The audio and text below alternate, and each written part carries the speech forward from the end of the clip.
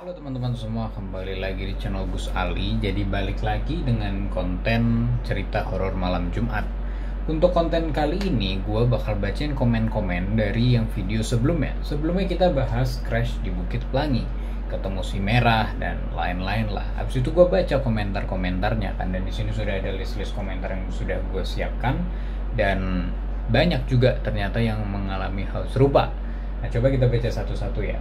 Ini dari yang terbaru komen sampai yang sebelum-sebelumnya. Gue bakal baca beberapa sebisa gue sambil kita bahas-bahas ya. Ini kalau misalnya mau lebih seru, pakai headset biar lebih seru. Dan ini gue udah matiin lampu kamar biar lebih greget. Oke deh, langsung kita baca aja ya.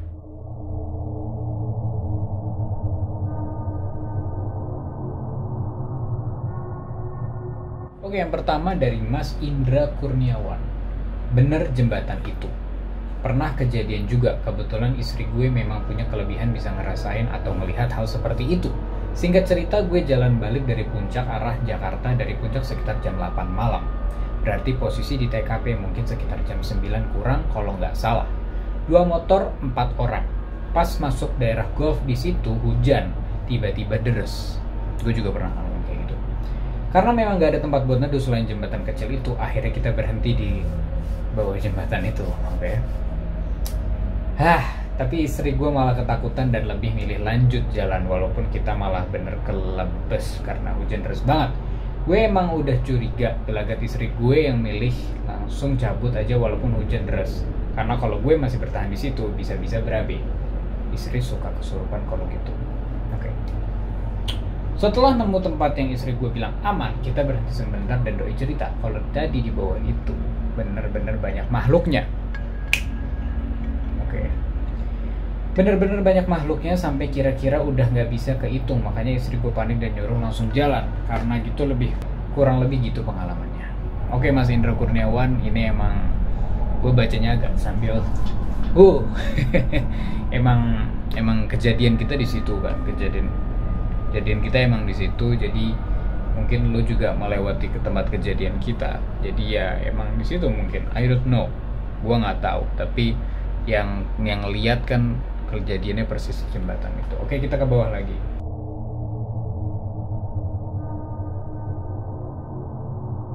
Oke, yang selanjutnya dari Mas Dimas Agustian. Jujur aja sih ya, gue baru tahu kalau BP itu angker. Tanggal 21 Maret kemarin gue lewat BP masih aman sih, alhamdulillah. Gak ada kejadian apa-apa. Ya walaupun emang agak serem juga lewat situ jam setengah 1 sama jam 3-an. Cuman pas tanggal 28 Maretnya nih yang agak lain. Padahal sama-sama malmengan lewat situ. Cuma kok di tanggal 28 ini sepi banget. Gak ada sama sekali yang ke puncak lewat Bukit Pelangi. Cuman gue berdua doang sama temen gue yang lewat situ. Itu jam setengah 12 gue masuk Bukit Pelangi mau ke puncak, persis kayak gue. Masih aman, gak ada kejadian apa-apa. Pas pulangnya jam setengah 3 masih aman juga Bukit Pelanginya, gak ada kejadian apa-apa juga. Nah pas sudah keluar Bukit Pelanginya nih, beberapa menit keluar dari Bukit Pelanginya lah, pas di jalan gue disambut sama sosok bayangan putih di atas pohon sama bau kembang nyengat banget. Itu gue berdua sama teman-teman gue lihat yang bau itu. Yang gue heranin kenapa pengalaman ini berbeda, amit-amit ya sampai kejadian gue diganggu. Oke. Shit, baca ini berat juga loh ternyata. Abisnya gue gelap-gelapan gini, jujur gue agak takut. Gue nyalain. Takut cuk. Abisnya ceritanya pada serem-serem amat dah. Oke. Shit. Gue jadi was-was. Oke, gue nyalain aja, gue takut abisnya. Jadi kalau ini kan pengalaman dari Mas Dimas Agustian. Ya pengalaman dia seperti itu. Kalau ini emang banyak yang mengalami seperti ini, dan sebenarnya antara kayak gini atau begal bisa atau nggak apa-apa, tapi emang masuk di situ daerah pas malam hari emang agak gimana gitu lah, agak serem memang. Gila, gue sorry ya gue malah nyalain lampunya, bisa tuh jujur takut tuh. Gue tadi matiin tuh udah mulai gini loh. Yang gue tahu ya dari lu saat membaca cerita-cerita seperti ini, itu saat lo menceritakan atau membaca itu biasanya langsung kayak ada energi yang datang gitu loh. Jadi makanya gue pas baca kok makin takut, padahal ini bulan puasa tapi saya tetap takut. Oke deh, kita langsung ke yang selanjutnya.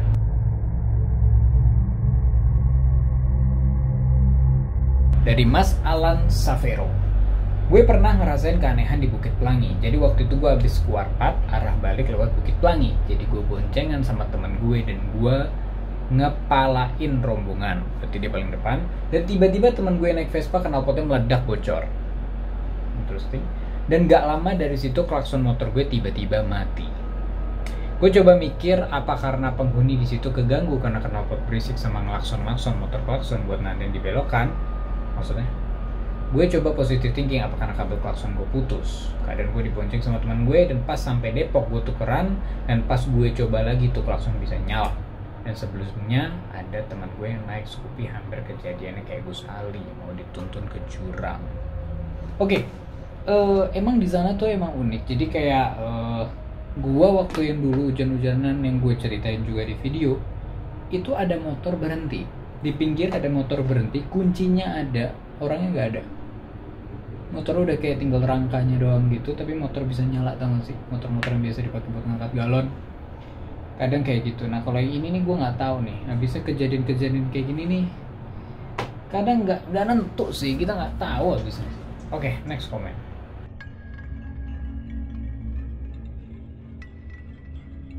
Nah ini komen selanjutnya kayaknya orang situ deh.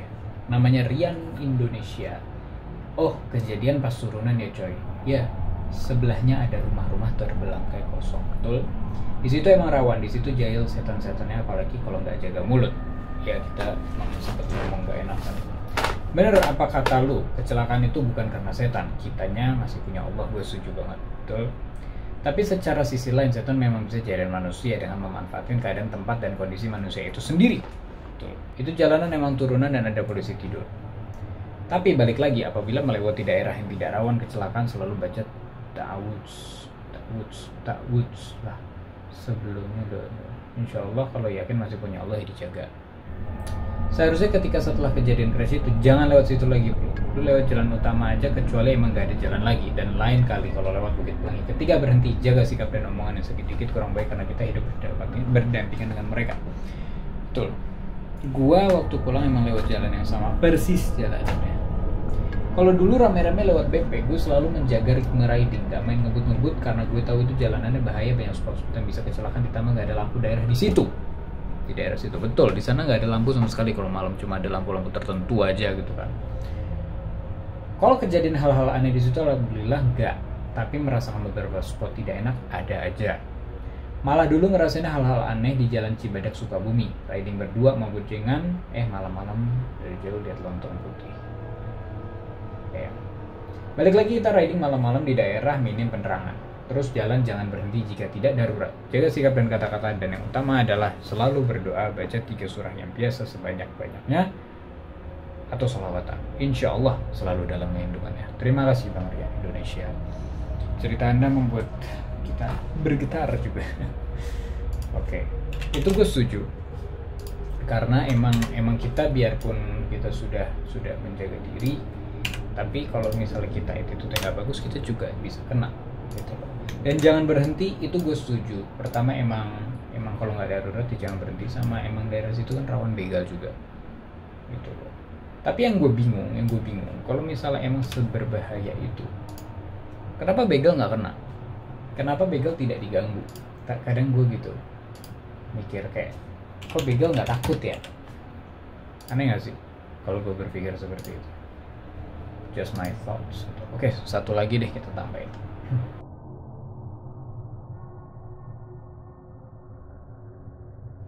Nah ini panjang banget nih.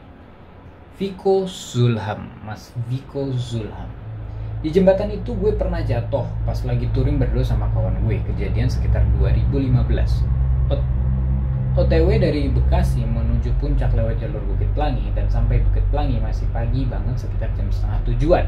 Kita berdua awalnya biasa aja, kawan gue yang buka jalan dan gue yang di belakangnya. Pas baru masuk ketemu bundaran belok kanan, yes. Gue ngerasa agak aneh dan ngerasa jalanan itu sepi banget. Padahal itu udah pagi. Oke.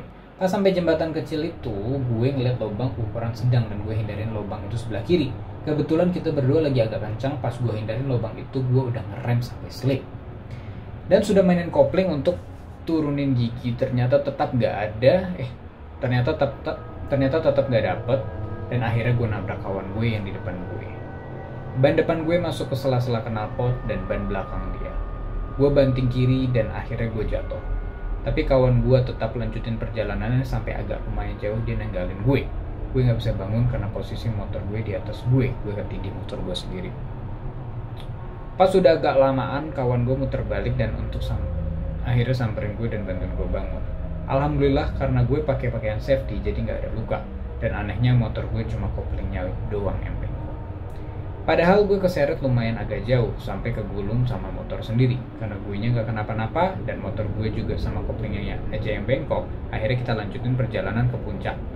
Di situ gue bilang ke dia untuk ceritanya nanti aja pas udah pulang. Kalau gue malah bahas di sana kan. Dan pulang pun lewat Bukit Pelangi lagi. Pas sampai Bekasi kita langsung menuju bengkel langganan untuk. Akhirnya dia ke Bekasi, dia ceritain ke temennya. Habis itu dia bilang gini. Dari situ mulailah gue cerita kejadian pagi itu, dan ucapan yang keluar dari dia adalah dia bilang kalau dia nggak kerasa kalau gue tabrak. Makanya pas gue jatuh dia tetap lanjutin perjalanan sampai lumayan jauh. Padahal gue jatuh itu sampai guling-guling kegulung sama motor. Seenggaknya dia denger kalau ada motor jatuh di belakang dia. Tapi kata dia nggak dengar apa-apa, nggak kerasa ketabrak. Wow, dia sadarnya pas lihat spion gue udah nggak ada. Bahkan dia sempat nungguin gue dulu di sana karena disangka gue ketinggalan. Padahal gue lagi nggak bisa bangun ketindih motor. Itu pengalaman yang gue nggak bisa lupain dan gue anggap itu sebuah kecelakaan murni. Terlepas dari hal-hal gaib itu, gue harap nggak ada yang mengaitkan ke arah sana. Kita nggak mengaitkan ke arah sana sih bro. Tapi itu serem banget bro. Mas Viko Zulham, kejadian lu serem banget asli. Gue nggak bakal mengaitkan. Walaupun sampai ada yang komen tuh di bawahnya horor bejir gitu kan. Tapi asli serem banget. Dan tadi pas gue nge-record ini tiba-tiba mati. Gue kira habis memori gue, ternyata masih bisa buat nge-record. Mungkin overheat kali, I don't know gitu. Ini cerita paling serem sih menurut gue. Dan kebetulan ini yang terakhir gue bahas. Jadi mudah-mudahan cepat sembuh bro. Mungkin ini udah 2015 sudah sembuh berarti. Tapi ya untuk yang lain ya kita emang harus hati-hati sih kalau udah masalah kejadian-kejadian gini sih. Jadi ini sedikit cerita-cerita aja. Gue maksudnya kejadian gue kemarin tuh gue nggak buat yang lain juga sudah pernah mengalaminya gitu kan. Jadi buat teman-teman yang pernah ngalamin juga silahkan komen aja, nanti siapa tahu bisa gue baca. Jadi gue tuh emang kepingin gini, gue kepingin baca komentar-komentar kalian dan ini yang kita bahas jadinya gitu kan. Jadi itu sedikit aja sih membaca komentar-komentar dan cerita-cerita dari teman-teman semua. Jadi kalau ada yang mau nambahin silahkan tambahin aja. Jadi itu aja dari gue. Please ride safe as always. We see you in the next video. Goodbye.